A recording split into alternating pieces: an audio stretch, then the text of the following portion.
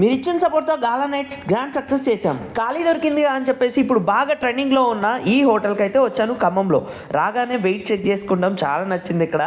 So మీరు next time వస్తే మర్చిపోకుండా వెయిట్ చెక్ చేసుకోండి. ఇలా ఈ హోటల్ అంబియన్స్ చూసి ఏ హోటల్ కమెంట్ చేస్తే నేను 5 మెంబర్స్ అయితే తీసుకెళ్తాను నెక్స్ట్ టైం నాతో. ఆర్డర్ అయితే ఇచ్చాను, ఒక 10 మినిట్స్ పట్టిద్ది అన్నారు.